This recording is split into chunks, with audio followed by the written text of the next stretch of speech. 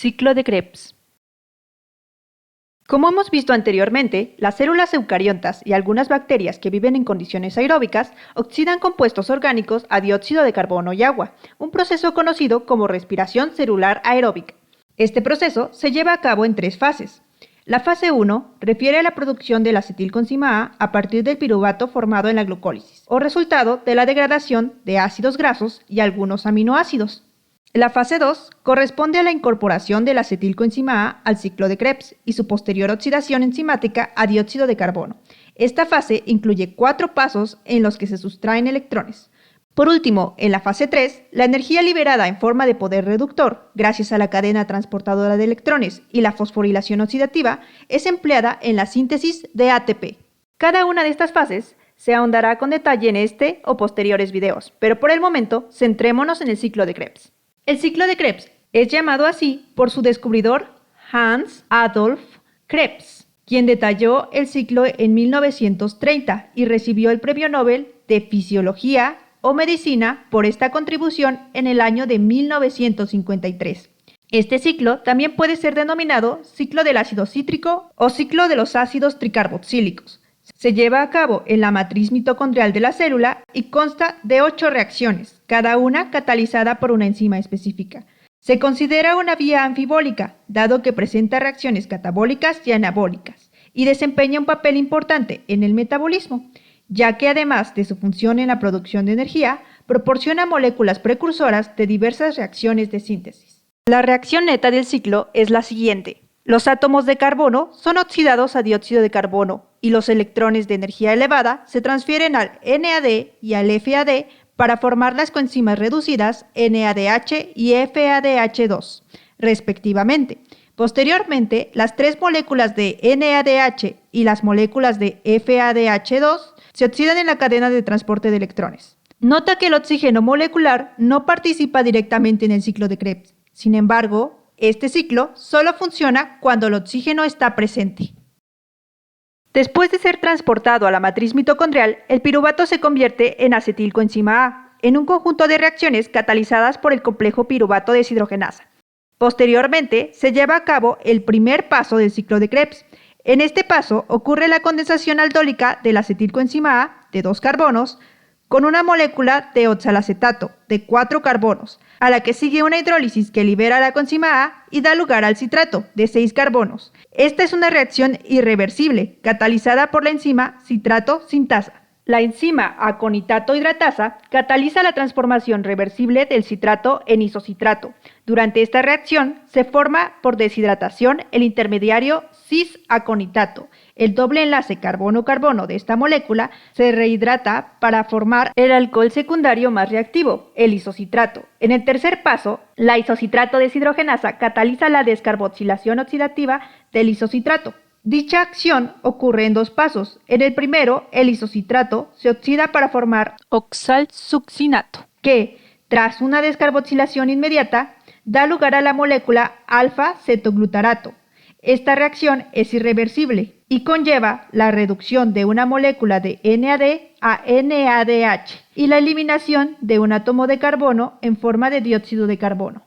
El siguiente paso es la descarboxilación oxidativa de la molécula de alfa-cetoglutarato que se convierte en succinilcoenzima A y dióxido de carbono por acción de la alfa-cetoglutarato deshidrogenasa.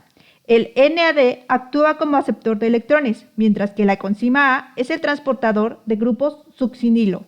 Esta reacción es catalizada por un complejo multienzimático similar al complejo que cataliza la conversión del piruvato a la acetilcoenzima A y tiene como resultado la formación de NADH, protones, y la segunda molécula de dióxido de carbono.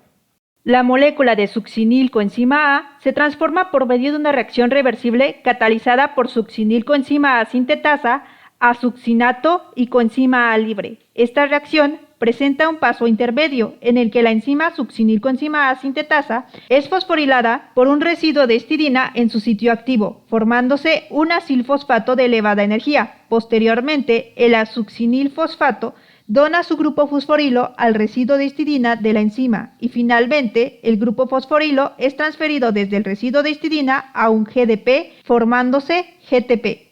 El GDP puede transferir su grupo fosfato al ADP mediante una reacción catalizada por el nucleósido difosfato quinasa, generándose ATP.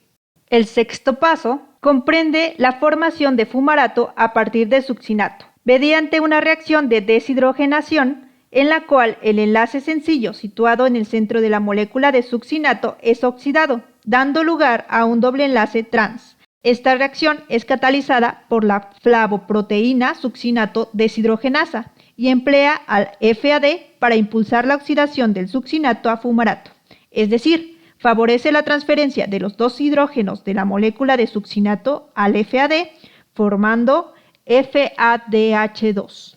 El fumarato se convierte a L-malato por una reacción reversible catalizada por la fumarato hidratasa. La enzima es altamente estereoespecífica y cataliza la hidratación del doble enlace trans del fumarato. En la última reacción, el NAD ligado a la L-malato deshidrogenasa cataliza la oxidación de malato a oxalacetato. Esta reacción conlleva la reducción de una tercera molécula de NAD a NADH y protones. El oxalacetato generado se utilizará junto con el acetilcoenzima A en la generación del citrato al principio de un nuevo ciclo. Regulación del ciclo de Krebs. La regulación del ciclo de Krebs sucede a dos niveles. Disponibilidad del sustrato. La concentración de acetilcoenzima A y oxalacetato en la mitocondria es baja en comparación con la enzima que las utiliza, por lo que el aumento de su disponibilidad estimula fuertemente la síntesis de citrato y por tanto el ciclo de Krebs. La disponibilidad de acetilcoenzima A depende de la actuación de la piruvato deshidrogenasa, mientras que el oxalacetato depende de la actuación de la piruvato carboxilasa. Ambas enzimas son ajenas al ciclo de Krebs. Modulación de enzimas clave.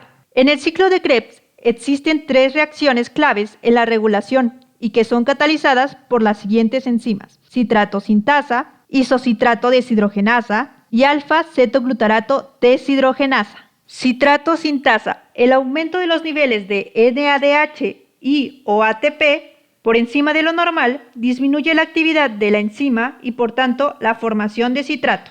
Isocitrato deshidrogenasa. Esta enzima es inhibida por el NADH y ATP y es estimulada por el NAD, el ADP y los iones magnesio. Alfa-cetoglutarato deshidrogenasa es un complejo formado por 3 enzimas y 5 coenzimas y es análogo a la piruvato deshidrogenasa. Este complejo es inhibido por los productos de la reacción que cataliza, succinilcoenzima A y NADH.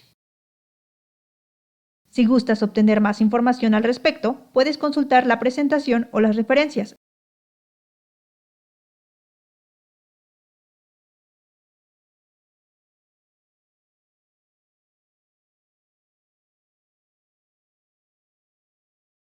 Esperamos la información te haya sido de utilidad.